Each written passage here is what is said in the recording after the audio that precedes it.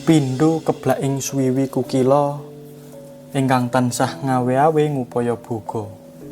Kinarya anyekapi ing bab kabetahanipun. Dumateng tuk sumberipun asal-usulipun nggih punika wangsul dhateng susuhipun ambekta kabetahaning gesangipun. Yang artinya kepaan sayap burung melambai sembari bersuara mengepakkan sayap dengan keras sebagai upaya untuk mencari pangan guna memenuhi kebutuhan. Burung yang sudah memperoleh pangan akan kembali pulang ke sarang atau ke rumahnya. Penasaran dengan pusakanya? Jangan skip video ini. Sebelum kita membabar pusakanya, jangan lupa untuk subscribe, like, komen, dan share. Jika sudah, mari kita babar untuk pusakanya. Sandangan pusaka ini menggunakan warangka ladrang Surakarta, gantarnya iras tanpa sambungan. Pendoknya blewah lawasan yang menambah kesan pusaka ini gagah dan merbawani. Jika berminat silahkan komen atau japri kami. Kita buka untuk isinya. Pusaka dapur jalak ngure pamor pedaringan kebak tangguh PB sepuh. PB 4 atau dikatakan PB sepuh sebetulnya sedikit melanjutkan langgam keris era Mataram Surakarta. Untuk standarnya bilah tetap ramping tetapi lebih tebal dibanding tangguh sebelumnya. Tempa bisa jadi lebih memiliki kualitas, tetapi tidak menutup kemungkinan ada pula yang membuat kontur bilah menjadi lebih lebar. Ini terutama pada keris tangguh Surakarta Mangkubumen. Sedikit untuk cerita, Sri Susuhunan Pakubuwono IV adalah Raja Kasunanan Surakarta ketiga yang bertahta antara 1788 sampai 1820. Selama berkuasa, beliau dikenal sebagai raja pemberani yang tidak mau tunduk kepada Belanda dan seorang pemeluk Islam yang taat.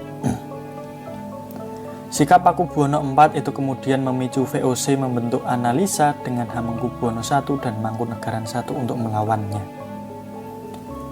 Pakubuwono IV adalah putra Pakubuwono III yang ketika lahir pada 2 September 1768 dan diberi nama Raden Mas Subadyo. Ibunya bernama GKR Kencana, permaisuri keturunan Sultan Demak.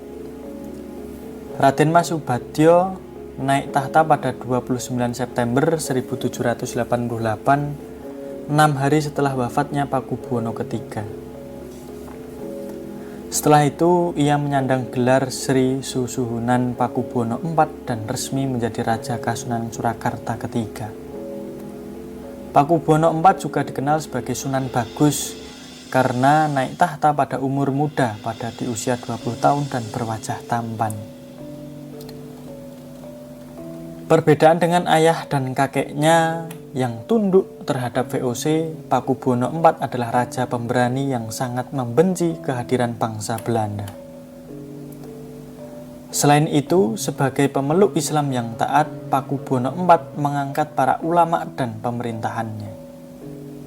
Namun, oleh para pejabat istana yang menganut Islam kejawen, sikapnya dianggap terlalu keras, terutama dalam menyingkirkan para kerabat yang tidak sepaham dengannya.